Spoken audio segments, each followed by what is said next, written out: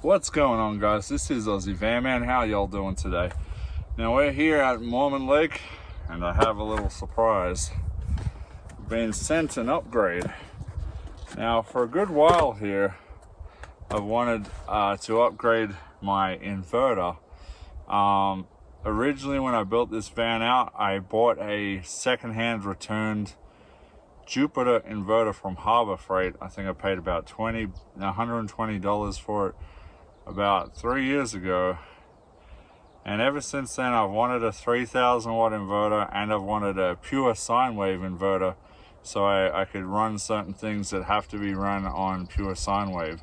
Now Ampeak reached out to me and they said they were going to send me out a pure sine wave 3000 watt inverter to upgrade with. Is exactly what I needed. So we're going to go ahead and check it out, and we're going to install it today and test it out. Let's go ahead and start by pulling it out of the box.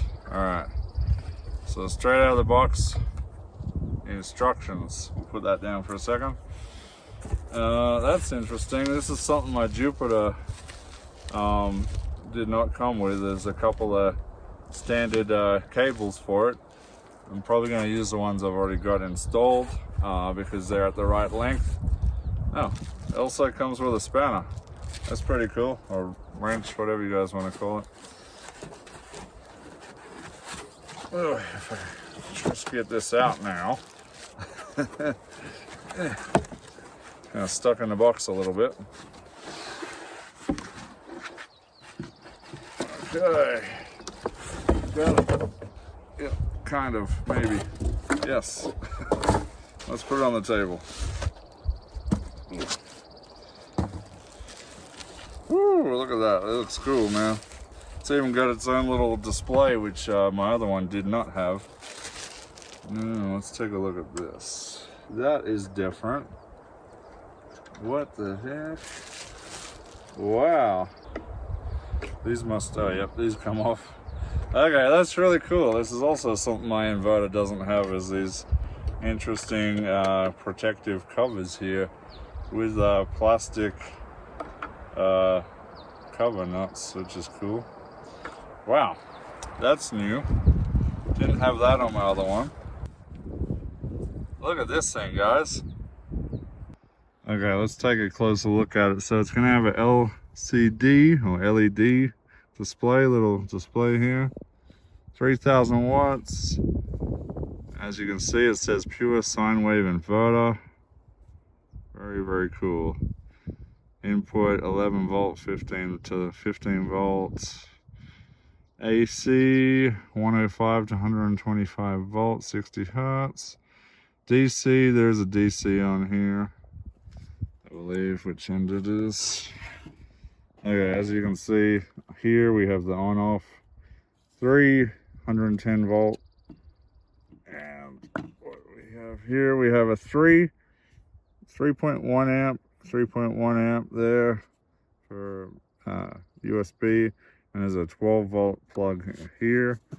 I'm not going to likely use any of those because I have my own setup, but this is what we're going to use right here. Yes, this thing looks cool too. All right, so now next problem. I have a lot of junk sitting in my van, spread out everywhere, and the inverter that I have in there is buried pretty deep in there, so I'm gonna have to pull a lot of stuff out of my van, and then we can get in at the inverter. So first things first, I'm gonna pull all the junk out so I can actually get to the inverter. Then we're gonna have to switch all my power off, and then we can go pull the inverter out and swap it for the new one. The other thing is my old inverter is probably only that long, I want to say, so we got all this extra here. I don't know if I'm going to have enough room here for it, so I may have to get inventive on the way I install this, so we will see. All right, we're in here now to pull the old one out. Hopefully we've got enough room. All right, let's hook in. Okay, you can see the old one is much shorter, so we don't have a whole lot of room for the new one. We do have, I guess, this extra gap here, as long as I can still hook in my power outlets, which I should unplug that one. We should be good. Let's hope anyway. We're gonna have to find out once I take out the old one. Should be able to get this by hand. This one. Okay. Cool. If I can get it hand loose, man, that would be nice. Okay. My ribs are getting jabbed pretty hard right here, but with the assistance of some vice grips, I was able to get it loosened. Alright, we're going to take that off, and then we're going to take off the inverter. Oh no, that's a special fancy fitting that my boss has. Oh no, I don't have that fitting. I don't think I can get that out. That's a problem. Okay, I'm gonna have to go through my tool bits now. Okay, turns out I did have that part. I didn't think I did, but I did. Still wasn't fun getting it out, but I got it out. Here we are right here. As you can see, it's not a very comfortable spot to be. It's gonna be probably even harder getting the new one in because it's bigger and heavier, so. All right, let's get on with it. Okay, this can definitely fit in. It's not going to be easy, but I can definitely get this in.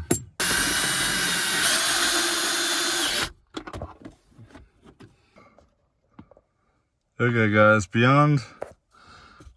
against all odds, I've got it mounted. I just got to connect the electricity cables now, and we should be good. I've pretty much pushed it right up on the breaker, so it doesn't give me much room, but I should be able to get it attached. Alright guys, we've got the power lines connected at the back here, you can see. I just put the breaker back on. So let's go ahead and turn it on and see what happens.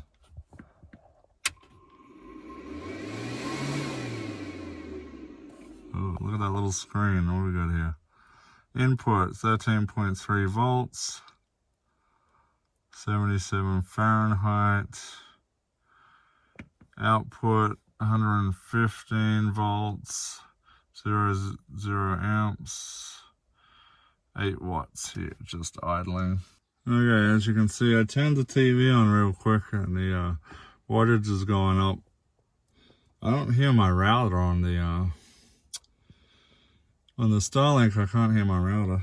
I don't know if it's because it's pure sine wave, it makes less noise now. If it's just better, I don't know. I have to see if my Starlink comes online. Hopefully I didn't somehow fry my Starlink. Let's find out. Okay, good news. My Starlink did turn on. It's looking for reception, but this tree's in the way, so. You know what's crazy funny? How quiet it is running off pure sine wave. My router used to make a buzzing noise, and my PlayStation sometimes at the power outlet on non-pure sine wave. Now I did hear that pure sine wave was much better for appliances, and it is dead quiet. And the awesome thing that I love about this inverter, it calculates what wattage I'm using. So if I were to, let's plug in another appliance real quick. Okay, I got the kettle I'm about to turn on. Let's see what happens when I turn the kettle on. Boom. All right, 540 watts with everything running and the kettle. That's cool. Turn it back off, 136. So that's amazing, guys. 130, so I can actually tell running my Starlink and my TV, I'm running 136 watts roughly. I never knew what I was drawing before, but now I can accurately calculate what I'm drawing with all my appliances running. That's really cool, guys. Super impressed by that. And clearly my inverter is running perfect. It is dead quiet. Wow, this thing is so much quieter than the Jupiter that I've had all these years. I'm so impressed by this, guys. All right, we're gonna try a couple other little tests on it, and yeah, but so far, amazing. I'm gonna be using this inverter from now on, and so far, I mean, there's a struggle getting it in there, but that's my fault. It's just the build of the van trying to get to the position. Amazing, guys, absolutely blown away. 3,000 watts, it's a whole extra 1,000 watts, and it's pure sine wave, and it has a reading of what I'm drawing. That is really cool, guys. Wow. Yeah, this electrical system technology is just getting better. It's just getting better and better. I'm super happy with this. All right, guys, as you can see, we're watching Aussie Van Man on the TV with the internet up, everything running off my new inverter. Super nice, super quiet. I don't hear the buzzing sound that my old inverter used to make. All right, if y'all remember my All Powers power station, you'll also remember that I couldn't charge it on my last inverter because it's not pure sine wave. So let's see, this is the ultimate test. Will I be able to charge my All Powers? Waiting.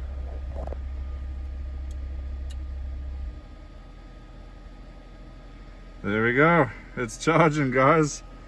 It's charging. That's something I couldn't do before. Now it's charging. 81 watts input. I actually thought it would take more charging than 80 watts.